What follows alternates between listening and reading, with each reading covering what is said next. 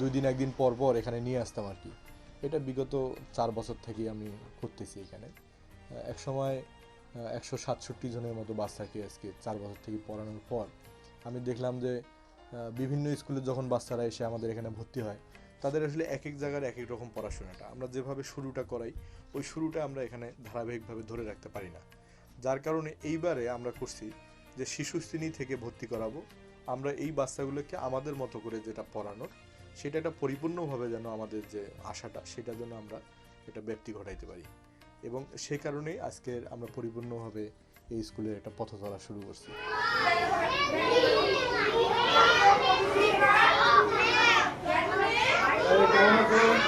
কেমন আছো তোমরা? ভালো আছো? কি পড়াশোনা হচ্ছে? সকালে খাইছো আজকে? কে কে ব্রাশ করে নি আজকে? সবাই ব্রাশ করছো? হ্যাঁ, তাই না?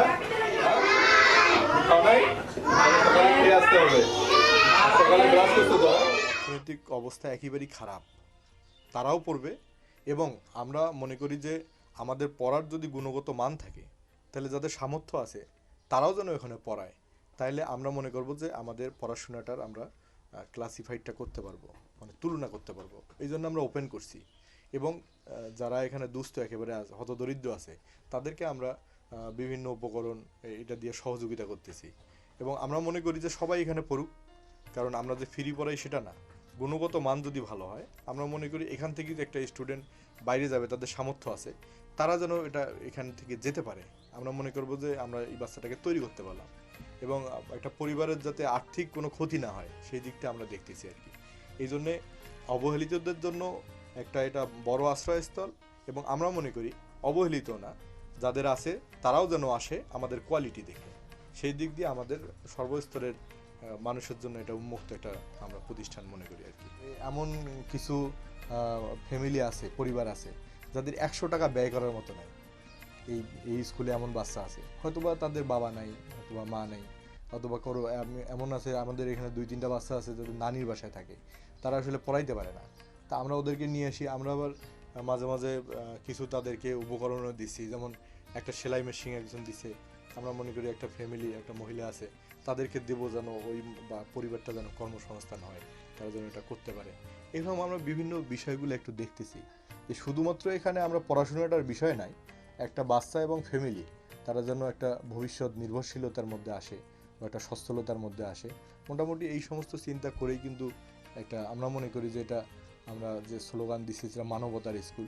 শুধুমাত্র শিক্ষাটা এখানে না, একটা মানুষ যেন এখান থেকে কোনো কিছু করতে পারে, তার নিজের বেসমেন্টটা যেন তৈরি করতে পারে, কনফিডেন্সটা বাড়ে। আমরা সব মিলেই কিন্তু আমরা সেই জিনিসটা করতেছি। এখানে পড়াটা যতটা গুরুত্ব, এবং পড়ার সঙ্গে সঙ্গে তার মানবিক যে বিষয়টা, তাদের পরিবার থেকে শুরু করে দেশের প্রতি শ্রদ্ধাবোধ এবং সমাজের প্রতি যে তাদের দায়িত্ব, এবং তার নিজের কনফিডেন্সের যে জায়গাটা, সেই জায়গাটাও কিন্তু আমরা সবচেয়ে বেশি এখানে হাইলাইটস করেছে। হ্যাঁ, সবারই স্বপ্ন থাকে যে একটা সরকারি চাকরি করব বা কলেজের টিচার হব। আমার সেরকম শিক্ষাগত যোগ্যতাও আছে। আমি প্রথমে আসলে এটাকে সেরকম মনে করি নাই, বলছি যে আমি এখানে কেন আসব, আমি তো আর অন্যখানে যাইতে পারি। কিন্তু আমি যখন এখানে আসলাম, আর এখান থেকে আমাকে যাইতে ইচ্ছা করে না, কারণ এখানে আমি দেখছি যে এখানে যিনি উপদেষ্টা, উনি সব কিছু ব্যয় করে এখানে মানে বাচ্চাদেরকে এভাবে দেখতেছে, যেটা আমার কাছে, আমি যে এখানে সময়টা দিচ্ছি এটা আমার কাছে খুবই সামান্য। কারণ উনি যদি বাচ্চাদের জন্য এত কিছু করতে পারে, সেখানে আমি যেটা করছি আমার কাছে সেটা তুচ্ছ মনে হয়। আর আমি যদি অন্য প্রতিষ্ঠানে যাইতাম, হয়তো বা আমি অনেক সুযোগ সুবিধা পাইতাম, এখন সামাজিকভাবে চলার জন্য যে কিছু লাগে আমি সবই পাইতাম। কিন্তু এই প্রতিষ্ঠানে আমি স্বল্প পাইলেও বাচ্চাদের যে আমি খুশি আনন্দটা দেখতে পাই, আর তাদেরকে আমি যেভাবে অন্য প্রতিষ্ঠানে গেলে গড়তে পাইতাম, এখানে যে আমি তাদেরকে সুযোগ সুবিধা দিচ্ছি, এটা আমার কাছে অনেক অনেক অনেক কিছু পাওয়ার থেকে অনেক বেশি আর কি। আর ভাইয়া যেভাবে নিজের সাধ্যমতো চেষ্টা করতেছে, যদি এক্ষেত্রে একটু সরকার অল্প যদি দৃষ্টিটা দেয়, তাহলে আমার মনে হয় এটা অনেক দূরে যাইতে পাবে। কারণ উনি একার পক্ষে উনার কাছে হয়তো বা সেটা মনে হচ্ছে না, কিন্তু আমরা মনে করি যে আসলে উনার সেটা অনেক কষ্ট হচ্ছে আর কি। এক্ষেত্রে আমার সরকারের কাছে একটাই অনুরোধ যে একটু দৃষ্টি যদি ওনার কাছে দেয় তাহলে এ প্রতিষ্ঠানটা এত উপরে যাবে যে সরকার নিজে একবার চিন্তা করবে যে আসলে আমি যেখানে সহযোগিতা করছি সেটা অবশ্যই অনেক ভালো প্রতিষ্ঠানের ক্ষেত্রে। আর আমি এটা মনে করি যে আমাদের এখানে যে বাচ্চারা আছে সেটা এত পরিমাণে অবহেলিত যেটা বলে আমার ব্যক্ত করা যাবে না। আর তারা যদি সুশিক্ষা পায়, ভালো পায়, অবশ্যই আমার আশা একটা টিচার হিসেবে যে তারা অবশ্যই সমাজের কেন পুরা দেশের একজন প্রধান ব্যক্তি হিসেবে গড়ে উঠতে পাবে, আলোকিত হয়ে উঠতে পাবে। এটাই কারণ আমরা সবাই জানি যারা অবহেলিত হয় তারাই একদিন দেশের উন্নতি করতে পারে। করার চেষ্টা করতেছি। আসলে ভবিষ্যৎ পরিকল্পনাটা আসলে ক্ষুদ্র থেকেই আমি শুরু করছি। আমিও চাই যে ক্ষুদ্র থেকে একটা বৃহৎ অবস্থানে যাক। এখানে বর্তমান সময়ের যে শিক্ষা ব্যবস্থাটা তার বিপরীত মেরুতে আসলে আমাদের অবস্থান। আমরা দেখাতে চাই যে সরকারও বিনা পয়সায় পড়ায়, কিন্তু আমরাও বিনা পয়সায় শুরু করছি। তাহলে ওই সরকারি পড়াশোনা এবং আমাদের মধ্যে ডিফারেন্সটা যে একটা শিক্ষকরা এবং মনিটরিংয়ের মধ্যেই যে পড়াশোনার যে পরিবেশটা পরিবর্তন করা যায় এবং অর্থটা যে শিক্ষাক্ষেত্রে বড় বাধা না, সেটা আমরা এখানে দেখাইতে যাচ্ছি। এবং আমাদের এই ভবিষ্যৎ পরিকল্পনায় হচ্ছে যে বর্তমান দেশে যেভাবে এই শিক্ষা বাণিজ্যিকরণ হচ্ছে সেখান থেকে মানুষ বের হইতে পারে। আমরা বেগম রোকেয়া আদর্শ শিক্ষা নিকেতন হচ্ছে তার একটা জ্বলন্ত উদাহরণ। আমি মনে করি যে এই প্রতিষ্ঠানকে তারা যেন ফলো করে, তারা যেন দেখে যে টাকা ছাড়াও শুধু ইচ্ছা করলেই এরকম একটা শিক্ষা ব্যবস্থা করা যায় আর কি। আমাদের সমাজে অনেক মানুষ আছে যে অনেক অন্য জায়গায় ব্যয় করে, তারাও যদি এখানে একটা জায়গায় ব্যয় করতে পারে। যেমন আমাদের উপকরণ আছে, আমরা অনেক বাচ্চা আছে তারা ড্রেস এখনও দিতে পারিনি, তাদের সামর্থ্য নাই। আমাদের এই প্রতিষ্ঠানটা আছে, আমরা এখনও জায়গাটা ভাড়া নিয়ে চালাইতেছি, আমরা সে জায়গাটা এখনও কিনতে পারিনি।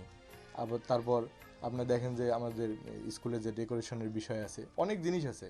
এটা যদি দেয় দিন দিন, আমাদের যদি উদ্দেশ্যটা থাকে, এতটুকু যদি কেউ মনিটরিং করে, আমাদের মনে হয় যে বাংলাদেশে একটা নজিরবিহীন একটা প্রতিষ্ঠান হবে।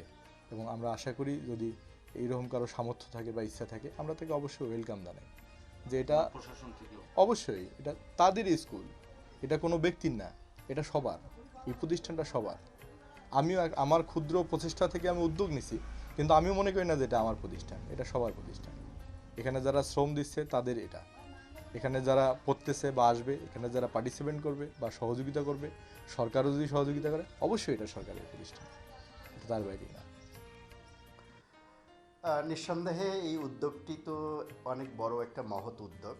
আর ব্যক্তি উদ্যোগ আপনি নিশ্চয়ই জানেন, যে ইতিমধ্যে জেনেছেন যে বেলাল আহমেদ তিনি যে এই উদ্যোগটা নিয়েছেন এবং রংপুর শহরের উপকণ্ঠে এবং যাদেরকে নিয়ে এই উদ্যোগটা নিয়েছেন, অর্থাৎ যাদেরকে লক্ষ্য করে, এটি নিঃসন্দেহে আর বলার অপেক্ষা রাখে না। তবে যে কোনো দেশের বা একটা সমাজের, জাতির বা রাষ্ট্রের সমৃদ্ধির জন্য তো শিক্ষা হলো সবচেয়ে বড় প্রধান নিয়ামক।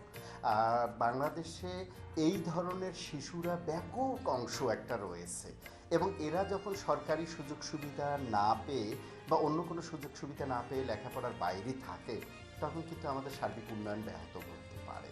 এবং সেটাকে লক্ষ্য রেখে এই যে সুবিধাবঞ্চিত শিশুদের নিয়ে বেলাল আহমেদের যে ব্যক্তিগত উদ্যোগ, এটি নিঃসন্দেহে ভালো। তবে ব্যক্তিগতভাবে এই উদ্যোগটা সুদূর প্রসারী চিন্তাভাবনা করলে এগুলো খুব কঠিন কাজ।